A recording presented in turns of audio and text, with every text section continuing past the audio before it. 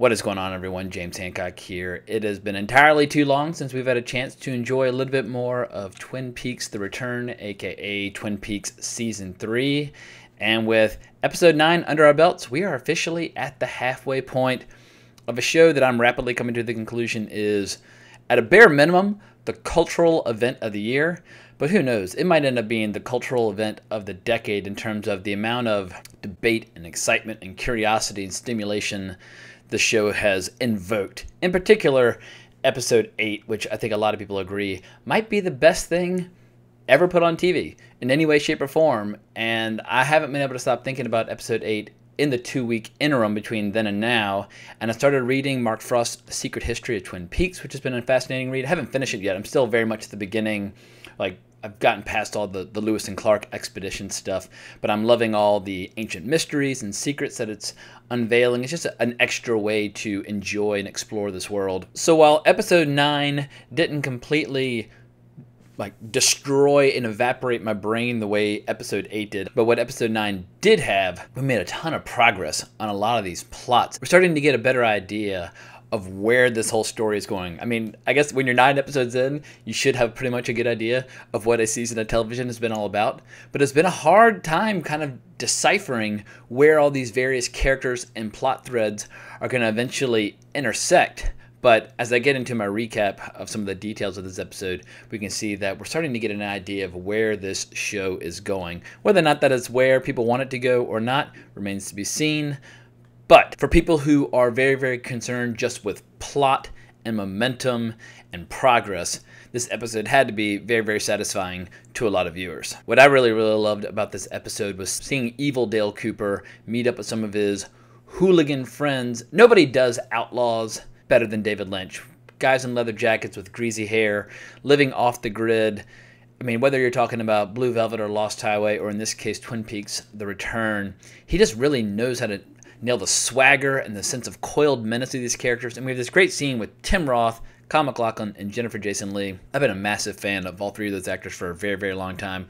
I grew up watching Jennifer Jason Leigh in Fast Times at Ridgemont High, Tim Roth and stuff like Reservoir Dogs and Pulp Fiction. I like how their names are Hutch and Chantel, and they're great underlings. But what's really, really cool is that we get a great bit where I just call him Evil Cooper so people know who I'm talking about. I know some people are saying, well, he's Bob, he's not Evil Cooper. Obviously, whatever you want to call him, we all know who we're talking about. But he tells Hutch that he wants him to kill the warden that allowed him to escape, and that after he's done with that job, he has a double header coming up for him in Las Vegas, which for me immediately suggests Dougie and Janie. Now, I don't want anything bad happen to Dougie and Janie, but I like the idea of these characters interacting and coming into contact with one another, because I feel like a lot of us recognize Cooper will never be the same until all this is resolved, and this is a step in the right direction. Evil Cooper fires off a text that says, "Around the dinner table, the conversation is lively."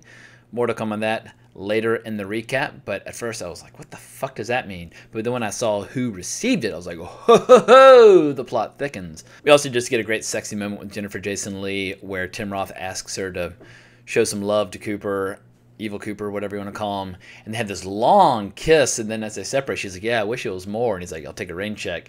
But I've had a crush on her for decades, but it just shows that she still got it. But yeah, this episode, for people who like detective shows and cop shows and just whodunits, this episode had a ton of just real meat on the bone in terms of FBI agents and cops and sheriffs just doing their thing, putting the pieces of the puzzle together. What I really love watching in action is Gordon Cole's little crew that he has, and he's basically got Albert, and he's got Tammy, he's got Diane, and they receive a call to go meet with Lieutenant Knox in the Buckhorn Police Department. So they change direction on their plane, they go check it out. At the same time, he receives a call from the warden about Evil Cooper's escape. But while they're heading off to follow up on that investigation of the body of Major Briggs, we get a little bit of Dougie in action, and I have to say, I'm fiercely envious of Dougie, because there's something incredibly peaceful and content in the way he just sits there and stares off into space. And occasionally, obviously, if you offer him a cup of coffee, he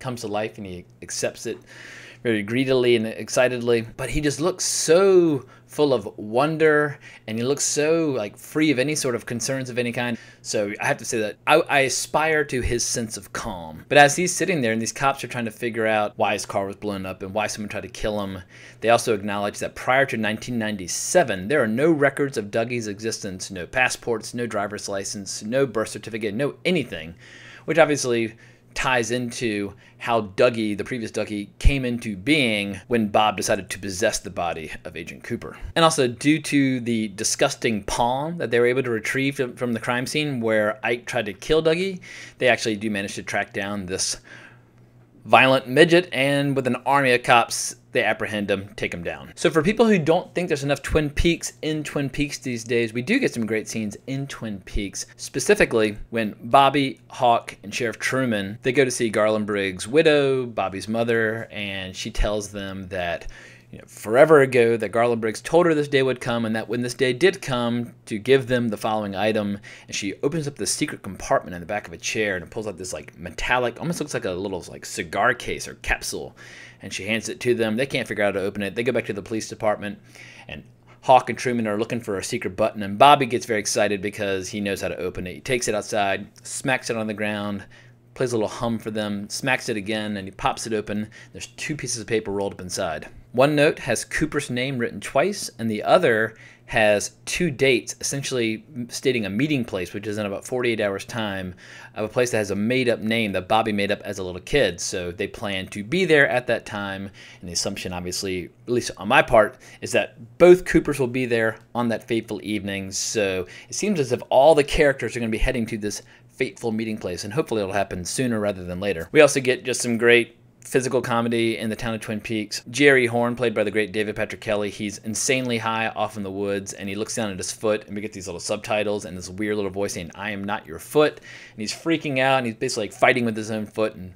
flipping himself over. And if anybody out there has ever been insanely baked, you can probably sympathize with his fear and terror in that scenario. So when we cut back to Cole's investigation, we see that Evil Dale Cooper's text went to Diane, and that's a pretty massive revelation, and who knows where that plot thread is going to go, but obviously Diane is not entirely to be trusted. And as they're examining the body of Briggs, the headless body of Briggs, Albert identifies it as a body in its 40s when Briggs should have been 72. And we have this great moment between Albert and Cole where David Lynch just says, "Let's think out loud," and they have this great little moment where they're doing a little FBI detective work together, but their chemistry is just remarkable, and I could watch a show with nothing but David Lynch talking every week and be totally satisfied. But as we learn, Hastings, the local principal, and the librarian were obsessed with alternate dimensions, and they had been maintaining an online blog about these alternate dimensions where they claimed they had met the Major in the Zone, so they decided they needed to go talk to him about what the hell is going on. And this is when the show starts to get super weird. But before they go see Hastings, we have this great classic beat where Tammy and Cole step outside while Albert is indisposed, and Lynch just stares at Diane, aka Laura Dern, for it felt like a minute. It's just this, it's not a menacing pause, but just a long, awkward pause where he's just looking at her, and she's just smoking away. And finally, she just offers him a drag.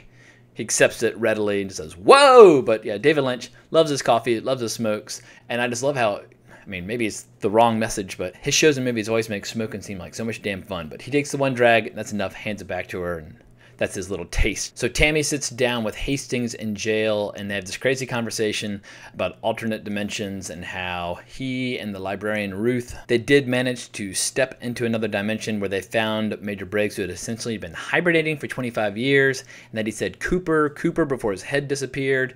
He also seems horrified by the fact that there were a lot of other people there who he thinks were responsible for the death of Ruth. I can only assume they probably were more of those horrible, ashen, disgusting people we saw in episode 8, because we saw one of them in the jail cell next to him earlier in the season. In any case, I'm not an expert on all these alternate dimensions in the world of Twin Peaks. I imagine I will learn more as I get deeper into the secret history of Twin Peaks, but that is all we know on that for the time being. And then finally, the episode draws to a close with a little more Twin Peaks action. We get Beverly and Benjamin are still looking for the weird source of the sound in his office, and they have this great little intimate moment where they're kind of just chest to chest, just talking to one another. Obviously, they have this intense mutual attraction. And then it's a really small detail, but we get one of my favorite moments in the entire episode. We get this great cut to the Roadhouse. We see a puddle with the reflection of the neon sign of the Bang Bang bar in the water, and we see a foot splash into the puddle before walking inside. And it's just a classic film noir transition done this way. Just photographically, the show is just absolutely so beautiful, and it just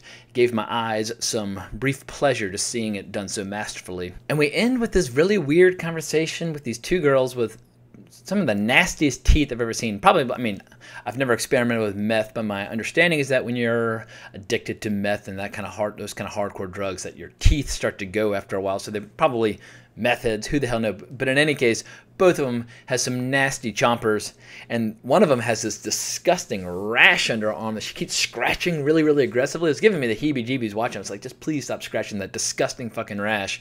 But they're complaining about being fired from burger joints, and they're having essentially just this nonsensical conversation. I don't know who they are or who they'll turn out to be, but goddamn, those teeth. Some of the nastiest shit I've ever seen. Subtle, but intensely gross. But then thankfully, as in many of the episodes prior to this, we end with some killer fucking music. I had to Shazam it to find out what it was. It was a tune called A Violent Yet Flammable World by Au Revoir Simone. Apparently they're a group out of Brooklyn, but very, very cool tune. It's three girls. I think one's on a turntable and two are on keyboard. I couldn't quite tell what they're playing, but beautiful harmony, great melody. It is now in my library on my iPad, so I'm a very, very satisfied music fan. And that's all we got for the episode. So I don't think this episode's necessarily going to set the internet ablaze like episode 8 did. I don't know if it's fair to expect it from any episode moving forward, but here we are. Halfway point of season 3 of Twin Peaks, and it is unlike anything that I've ever seen. I look forward to the rest of these episodes more than any upcoming film, more than any upcoming show, more than any upcoming novel. Like, when it comes to the consumption of culture, there's nothing that has me more excited right now than Twin Peaks: The Return. And I imagine 5, 6, 7 years, I'll look back on it and say, yeah, in the second decade of the 21st century, the most remarkable achievement with the moving image very well might have been Twin Peaks: The Return. So hopefully the people out there who have been craving a little bit more satisfaction when it comes to solving some of these mysteries, they got their itch thoroughly scratched by this episode. For me, I'll be going back to The Secret History of Twin Peaks and continuing to read it. I'm going to try and finish it before the next week's episode. But for all of you who have been watching these videos, I greatly appreciate it. The last video I did, it's the most popular video I've ever done on this channel. So thank you all who have been watching it and leaving comments. The conversation in the comments below was absolutely killer. So if you want to respond to this video, please feel free to do so. I greatly, greatly appreciate it. Also, please consider giving my channel a subscribe. If you want to talk more, you can find me on Twitter at Colbrax. Yeah, and I think the next thing I'm going to be reviewing on this channel, probably a review of the new Planet of the Apes flick coming out in a couple days. But then next Sunday, definitely going to be reviewing both Game of Thrones and Twin Peaks on the same night. So yeah, Sunday nights for the next month or so are going to be very, very intense and very, very busy, but I'm eagerly looking forward to engaging in both of those. So as always, thank you so much for watching. I really appreciate it, and I'll talk to y'all soon.